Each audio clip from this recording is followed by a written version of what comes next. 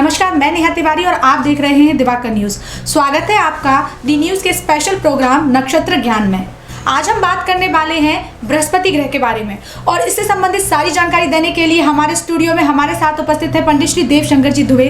स्वागत है गुरुजी आपका और इसके साथ ही डी न्यूज के सभी दर्शकों का स्वागत है। चलिए इसी क्रम में सबसे पहले हम जानना चाहेंगे कि गुरुजी, जो ज्योतिष होता है, ज्योतिष शास्त्र में बृहस्पति ग्रह है, उसका क्या स्थान है? बृहस्पति ग्रह के दो स्वरूप हैं जी, एक खगोलीय और एक वैदिक। तो सबसे पहले वैज्ञानिक दृष्टि से हम खगोलीय पक्ष को देख लें। बृहस्पति ग्रह जो है यह सूर्य से लगभग 77 करोड़ 80 लाख किलोमीटर की दूरी पर है जी, और इसका व्यास इतना ज़्यादा है कि यदि यह ग्रह खोखला होता तो उसमें पृथ्वी जैसे 1600 ग्रह अंदर समा जाते। इतना बड़ा बृहद आकार है, तो इसलिए उसको गुरु कहा जाता है। गुरु माने बहुत बड़ा, जो विशाल हो जी। तो ये तो हुआ उसका खगोलीय स्वरूप। और वैदिक स्वरूप में बृहस्पति को महेश्वरी अंगिरा का पुत्र माना जाता है। महेश्वरी अंगिरा से बृहस्पति हुए। बृहस्पति की 3 पत्नियां थीं, शुभा, तारा और ममता। जी। और ग्रहों में इनके लिए देवताओं के गुरु की संज्ञा दी गई है, इसलिए इन्हें देवगुरु भी कहा जाता है जी। इसके साथ ही गुरुजी, कभी-कभी क्या होता है कि लोग बोलते हैं उनका बृहस्पति अशुभ है, तो ये कैसे पता लगाया जा सकता है कि बृहस्पति ग्रह जो है वो अशुभ फल देने वाला है? देखिए, आजकल जो महामारी चल रही है और इस महामारी के विभिन्न लक्षण बताए जा रहे हैं, सर्दी है, खांसी है, बुखार है। इसी तरह ग्रहों के भी अशुभता होती है। यदि कोई ग्रह अशुभ है और यदि उसके हमारे साथ जो घटनाएं घट रही हैं, उन घटनाओं को देखकर, हमारे आचार व्यवहार को देखकर हमें पता लगा सकते हैं जी कि बृहस्पति ग्रह हमारा शुभ चल रहा है अथवा अशुभ चल रहा है। जैसे यदि किसी का बृहस्पति खराब है तो वह व्यक्ति संस्कारहीन हो जाता है, उसको बोलने का अता पता नहीं रहता कि वो किससे क्या बोल रहा है जी। किसी से कुछ भी बोल देता है। यहाँ तक की स्थिति आ जाती है कि ऐसा व्यक्ति यदि हमारे सामने आए तो हम उससे बचने का प्रयास करते हैं कि ये निकल जाए, हमसे बात ना करने पड़े जी। दूसरे, यह ऐसा व्यक्ति जिसका बृहस्पति खराब होता है वो अपने बुजुर्गों का बिल्कुल सम्मान नहीं करता है, उनकी बातों पर ध्यान नहीं देता है जी। ऐसे व्यक्ति की पढ़ाई में बाधाएं आती हैं जी। उसके विवाह में अन्य प्रकार की बाधाएं आती हैं जी। संतान नहीं होती है, और अगर संतान हो भी जाए तो वो संतान आज्ञाकारी नहीं होती, उसको संतान से विभिन्न प्रकार के दुख बने रहते हैं।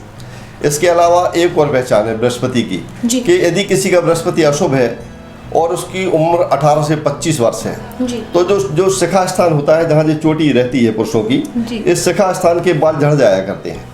यदि किसी के शिखा स्थान के बाल झड़ गए हैं तो हमें समझ जाना चाहिए कि इसका बृहस्पति खराब है और उसको बृहस्पति को ठीक करने के उपाय करना चाहिए जी। यदि किसी घर में सोना बार बार गिरता है, गुम हो जाता है, चोरी हो जाता है, तो उसका भी बृहस्पति खराब होता है। और जिसका बृहस्पति खराब होता है ऐसा व्यक्ति पेटू टाइप का होता है, खाने पीने का बहुत शौकीन होता है और इस कारण वह बहुत मोटा हो जाता है। तो ये अशुभ ग्रह की, अशुभ बृहस्पति की पहचान हुआ करती है जी।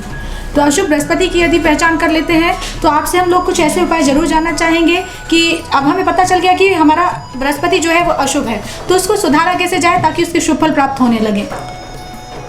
बृहस्पति यदि अशुभ है जी तो उसकी शुभता के लिए हम विभिन्न प्रकार के प्रयोग कर सकते हैं। बृहस्पति यदि अपनी नीच राशि में है, बृहस्पति की नीच राशि होती है मकर जी। अगर किसी की जन्म पत्री में मकर राशि में बृहस्पति होता है तो वह उसकी नीच राशि होती है। यदि नीच राशि में बृहस्पति है तो हमें बृहस्पति से संबंधित वस्तुओं का दान किसी योग्य व्यक्ति को, किसी ब्राह्मण को, गुरु को अथवा शिक्षक को करना चाहिए। बृहस्पति के दान में हम पीली वस्तुओं का दान कर सकते हैं, जैसे पीले फल हैं, पीले फूल हैं, पीली मिठाई है, पीले वस्त्र हैं।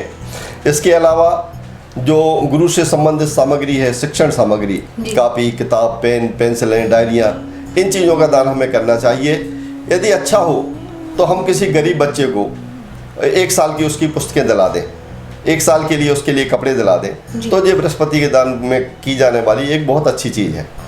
इसके अलावा जिसका बृहस्पति खराब है वो बृहस्पतिवार का उपवास करे, बिना नमक का भोजन करे और सूर्यास्त के पूर्व भोजन कर ले और भोजन में मीठी चीज़ें खाए तो वो ज़्यादा अच्छा रहता है। केले के पेड़ को जल दें लेकिन केले के पेड़ का भी यह ध्यान रखना चाहिए कि केले का जो पेड़ है वो घर के पिछवाड़े की तरफ लगाएं और उसमें नियमित रूप से जल दें।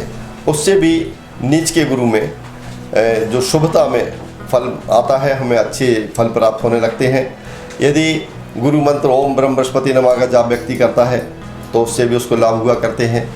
और बहुत अच्छा उपाय है कि व्यक्ति विष्णु सहस्त्र नाम का जाप करे। यदि विष्णु सहस्त्र नाम का जाप करता है तो निश्चित रूप से बृहस्पति की जो अशुभता है वो कम हो जाया करती है। यदि विवाह में बार बार बाधाएं आ रही हैं तो एक तांबे का कोई भी टुकड़ा लें, छोटा सा, बाजार में मिल जाता है, बिजली के तार में भी तांबा होता है, उस तांबे के टुकड़े को हर मंगलवार को किसी निर्जन स्थान पर जाके दबा दें। ऐसा हमें तब तक करना चाहिए जब तक कि हमारी समस्याओं का निवारण ना हो जाए। लंबे समय तक भी ये उपाय करना पड़ सकता है। तो इस तरह से भी हम बृहस्पति की अशुभता को दूर कर सकते हैं। और सबसे अच्छी बात यह है कि हम अपने बुजुर्गों का सम्मान करें। यदि कोई 60 वर्ष से अधिक का व्यक्ति मिलता है तो हमें उसके पैर छूकर उसका आशीर्वाद जरूर लेना चाहिए। यदि हम उसका आशीर्वाद लेते हैं तो बृहस्पति की अशुभता दूर होकर हमें शुभत्व और शुभ फल प्राप्त होते हैं। यदि और भी विवाह में बाधाएँ हैं, यदि किसी कन्या की विवाह में बाधा आ रही है तो वह बृहस्पतिवार के दिन अपने जो स्नान का जल है उसमें थोड़ी सी हल्दी डाल लें और हल्दी मिले जल से स्नान करें। इस तरह से हम बृहस्पति से लाभान्वित हो सकते हैं। जी, तो आज के इस एपिसोड में आपने जाना कि बृहस्पति ग्रह क्या होता है, ज्योतिष शास्त्र में उसका क्या स्थान है, उसके अशुभ फल को आप कैसे पहचान सकते हैं और साथ ही साथ वो सारे उपाय जिनसे आप बृहस्पति ग्रह के शुभ फलों को प्राप्त कर सकते हैं। आई होप आपको ये जानकारी बहुत अच्छी लगी होगी। इस पूरी जानकारी को देने के लिए गुरुजी आपका बहुत बहुत धन्यवाद। पर एक बार फिर आपसे कहेंगे कि ज्योतिष के नियमों को आप मानिए, लेकिन जो आप लक्ष्य अर्जित करना चाहते हैं उसके लिए निरंतर प्रयास करते रहिए। अभी के लिए बस इतना ही। देखते रहिए डी न्यूज़।